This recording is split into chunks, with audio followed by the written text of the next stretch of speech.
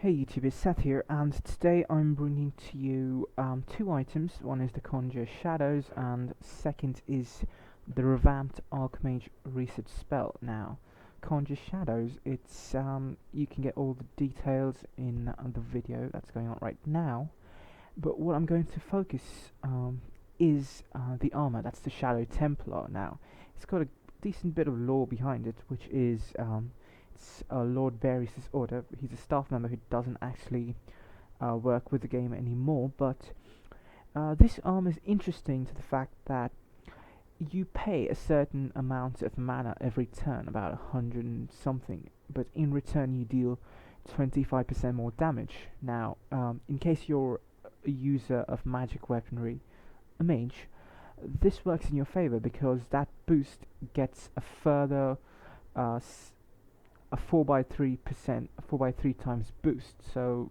which is pretty spectacular.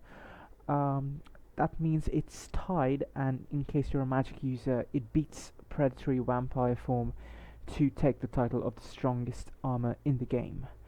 Now, it's got a few amazing points. It compresses light and darkness, so in case you're getting tired of Ultimons or Shadow of Doubt, and you want a different armor, and you got the tokens to spare, about 13,860. This is a decent purchase, especially if you have amount of if you've got some mana to you know, keep up with the mana cost for a couple of turns.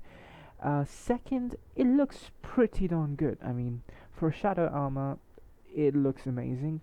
Although I can't say the same about the weapon that you get from the spell, which is completely random, light or darkness, but it gets a pretty decent boost for it. The Shadow Wolf, in fact, is similar. It deals randomly light or darkness damage, gets a damage boost for it, but can boost your chance of hitting the monster by giving defense loss. So all in all, it's a decent spell. You get 3 items for the price of 1, and the armor is spectacular. It's one hit, but almost every hit feels like it's an armor skill.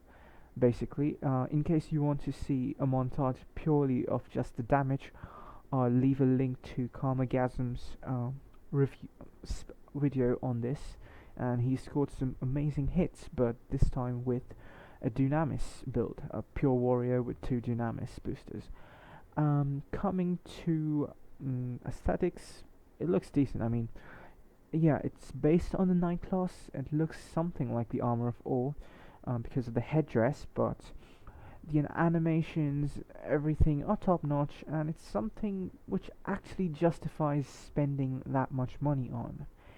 Now, for those of you who have some of the myriad of darkness armors that have gone rare or exist in the game, like Ultimons, Predatory Vampire Form, Fallen King, Decimator, Demon Warrior, Nulgath's Warlord. What am I missing? Oh yes, Paragon Plate, of course, that one too. I'd rather you not get this because you don't get anything completely new. If it had an armor skill, that would be a different story, but considering it's just a plain damage boost, I don't think it's any point in, getting another darkness armor when there's so many to go around. In most cases, you've probably picked up one of them as well.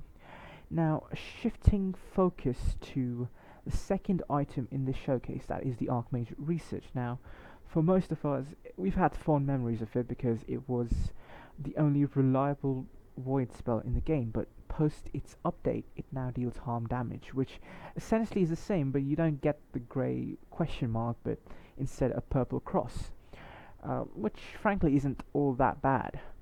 Now, of course, it still retains its guest, which deals random damage, but attacks only 50% of the time, for which it deals twice as much damage, which is great.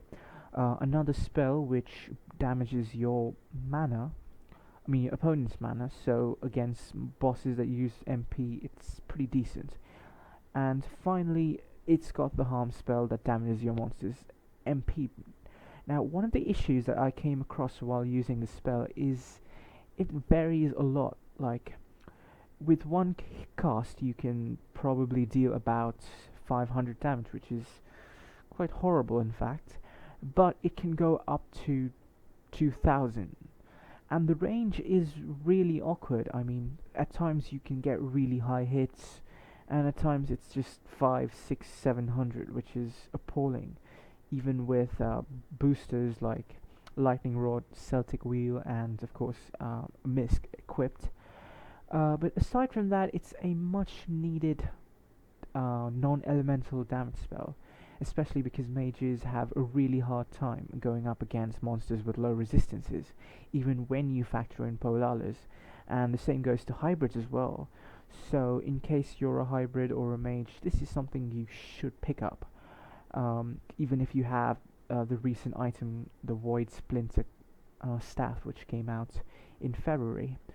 Now with this I bring the video to a close. It's been short, but that's all the time I have for now, and in case you have any queries, visit our Discord or Chatango chats, and yeah, thanks for watching.